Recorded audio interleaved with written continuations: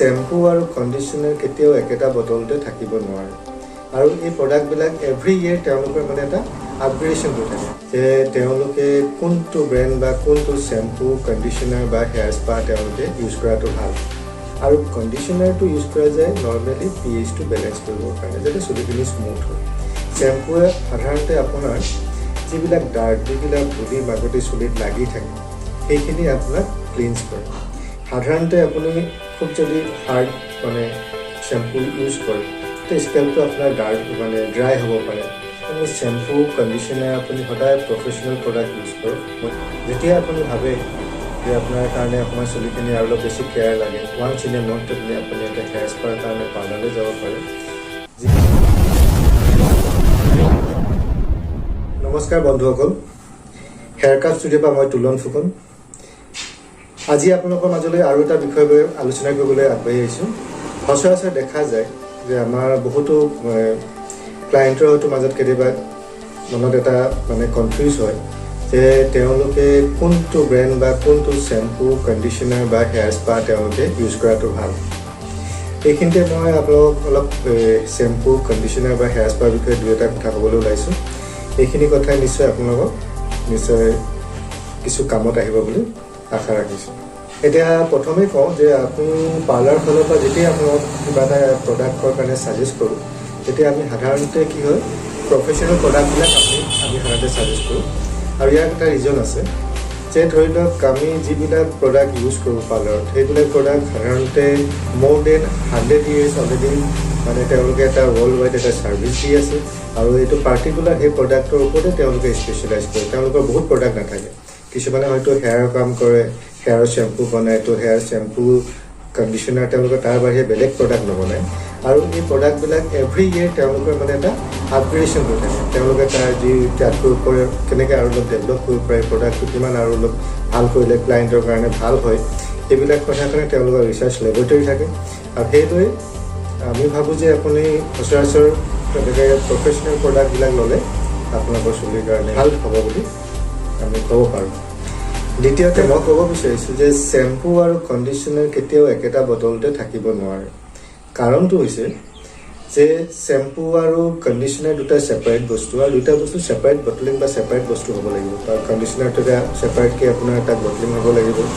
আৰু শ্যাম্পুটো ছেপাৰেটকৈ বটলিং হ'ব লাগিব এই দুটা মিক্স কৰি আমি বহুত কোম্পানীয়ে দেখা যায় যে শ্যাম্পু কণ্ডিশ্যনাৰ একেলগে আছে আপুনি এইটো ইউজ কৰিব পাৰে বুলি কয়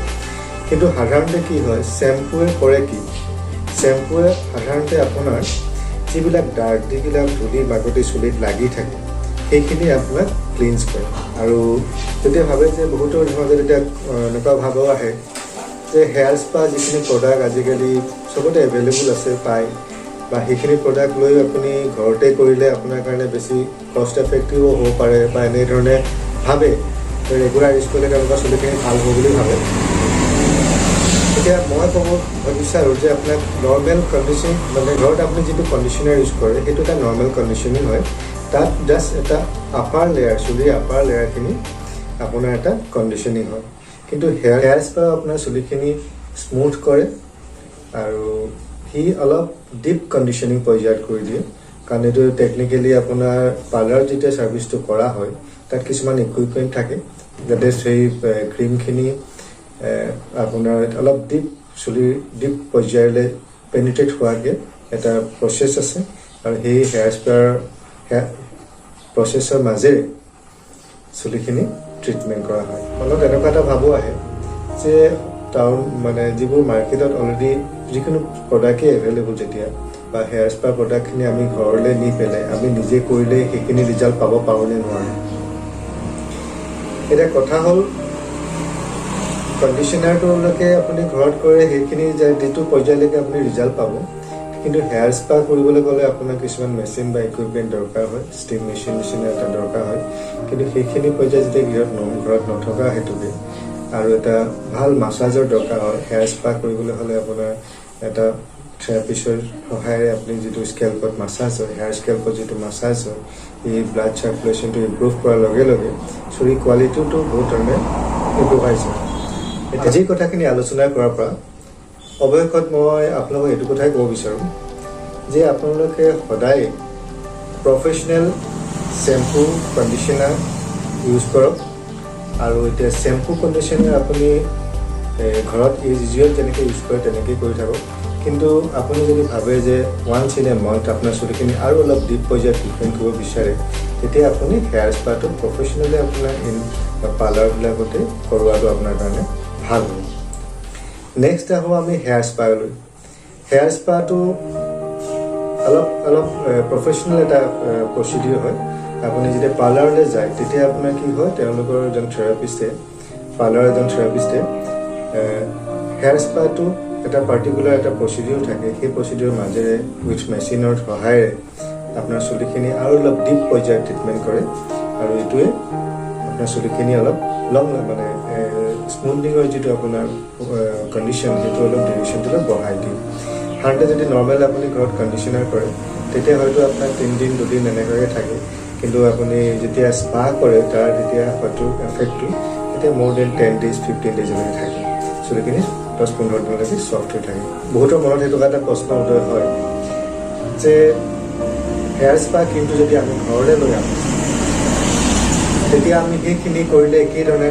মানে আপোনাৰ সেই কণ্ডিশ্যনাৰৰ যিটো ৰিজাল্ট স্পা ৰিজাল্টটো আমি ঘৰতে কৰিলোঁ তেনেকৈ পাম নে নাপাম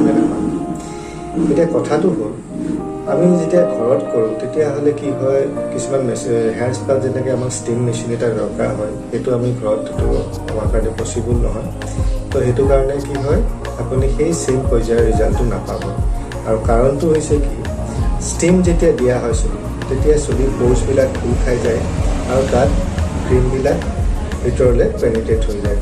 আৰু সেইকাৰণে ইয়াৰ এটা লং লাষ্টিং এফেক্ট চুলি কণ্ডিশ্যনিং কৰে শ্বেম্পু কণ্ডিশ্যনাৰ আপুনি সদায় প্ৰফেশ্যনেল প্ৰডাক্ট ইউজ কৰক আৰু হেয়াৰ তেনেকৈ আপুনি যদি অলপ কণ্ডিশ্যনিংটো অলপ প্ৰফেশ্যনেলি কৰিব বিচাৰিছে তেতিয়াহ'লে আপুনি হেয়াৰ যিটো আমাৰ কণ্ডিশ্যনাৰ চিষ্টেম মানে পাৰ্লাৰত কৰা ব্যৱস্থা আছে যিটো ডিপ কণ্ডিশ্যনাৰ হেয়াৰ স্পাৰ কাৰণে আপুনি পাৰ্লাৰলৈ যাব পাৰে ধন্যবাদ আকৌ লগ পোৱাৰ আশাৰে ইমানতে সামৰিছোঁ